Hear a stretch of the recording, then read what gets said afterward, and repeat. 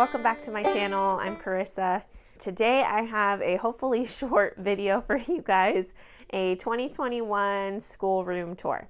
So if you've watched some of my other videos, you kind of know what our schoolroom looks like, but I thought I would go ahead and put together an official schoolroom tour. So I definitely wouldn't call our space minimal, but I do try to keep it fairly simple in here. Obviously we have a whole wall of bookshelves, and that holds a lot. I do try to clear it out every couple of months, and then a large clean out right before the school year starts. So I try not to accumulate too much stuff, but we definitely have a lot of stuff in here. I have chosen to use one large table for all of us to work at. Now, we're not always all at this table all at the same time. Sometimes it's just one child and myself, or a couple children and myself. But it is nice to have a space that we all fit at. I also have a wood garland hanging above the table that I really love. It's pretty versatile. Like right now, there's different drawings and artwork that my kids have made, but also my daughter made a multiplication poster, and that's up there for her to be able to refer back to. So it's pretty simple, and it's really easy to switch things out as needed. I have a small desk in here. It's actually like a school desk that we got used for 15 bucks. It's worked out pretty great. And this has my desktop, and then there's also a small side table next to it that has a couple shelves, and this is where I keep our printer and our copy paper, construction paper, you know, things like that. This also doubles as my office. I work from home, and it's really nice to have a little space that's set aside for me. So next to our comfy rocking chair, we have two smaller bookcases. One side has all of our art and craft supplies that are free access. We have a lot of supplies that we keep in the closet. I like to have some supplies that the kids can use without having to ask. They can come in here and craft during their free time, make whatever they want, whatever they come up with. It's always fun to see what they do. So usually I keep sort of low mess-free options on the shelves here. We have our messier crafts for when I'm actively participating in the project with them. Next to that, there's another small bookcase that has board books and picture books that are just easily accessible for the kids to grab and look at. These aren't our school books or reference books. These are just books for them to read and enjoy and look at. And we also pick from here for bedtime stories and things like that. Okay, so we have three tall bookcases next to each other. This first one that you can see behind me is probably our most used bookcase. So I'm going to talk about that one first. The top shelf has my teacher guides for group subjects. So for us, that's America's Story 1, U.S. Geography, and Elementary Zoology. So these courses, I don't put the worksheets in their daily workbook. These are ones that I hand out as we do them. We do these on a loop schedule, so it's not the same every week. And so because it varies, it's just easier for me to hand them out as needed. This also has my planner and a little portfolio that has all the daily schedules, which is what I use to fill out my planner. You don't necessarily need a planner with master books, but I do like to have a weekly view of everything that we're doing. And then the other four shelves in this bookcase are what we call our lockers. Obviously, they're not really a locker, it's just a shelf, but that's what we call it. One for each kid, and this holds all of their school stuff. So they each have a hanging basket that has their independent workbooks. It has a set of discs that has math lessons for living education and language lessons for living education on it.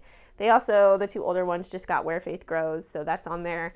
There's their living art lessons workbook, their Wonders of Old, blank timeline, and then my youngest has his stepping stones.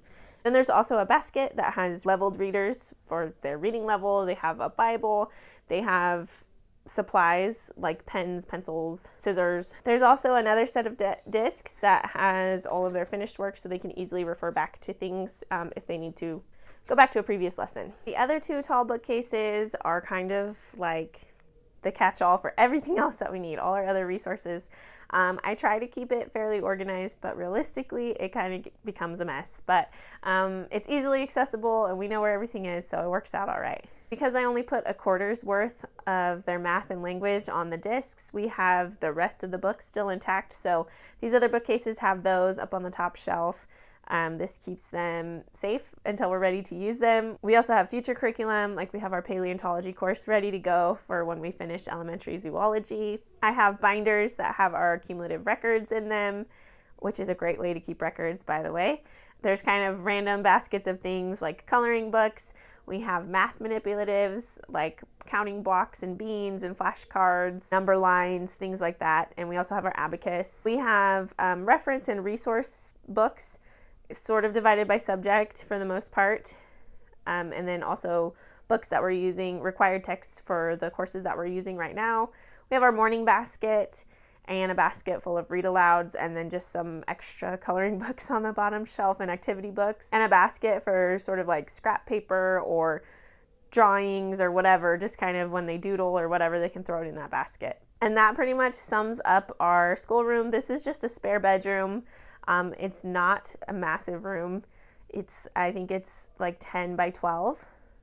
So it's not a huge space, but the way we have it laid out, it feels pretty spacious in here and it works pretty good. It does have a walk-in closet, which is really nice. So we have a lot of our odds and ends in there. We also have a map of Texas and a world map. That's pretty much the majority of the things on the wall. I have like a little wall hanging and a couple little pictures, but for the most part, that's it. So our table is actually a folding table and our chairs are folding metal chairs. We did this room on an extreme budget because we used to use our dining table and chairs, and we didn't really have the funds to buy a whole new set, right, for this room, and I wanted a big table, but it's a little bit smaller than what I would have liked, but I picked this one because the top was smooth. So a lot of the folding tables had like a rough texture to them. But this one from Walmart was $40 and it has a smooth finish. And the chairs, the kids don't complain about. Sometimes we throw a pillow on them. But we also have a comfy upholstered bench that used to be in our entryway that we stole for this room, commandeered. And the kids like to sit on that. It's cozy. But that's our schoolroom in a nutshell. We really appreciate our room, and it was worth the sacrifice of the guest bedroom. Now people get to stay on an air mattress when they come stay with us. So hopefully they don't mind. I hope you're having a great day, and I'd love to hear if you've started school yet or what your schooling space looks like. So be sure to comment below. Thank you so much, and until next time, happy schooling.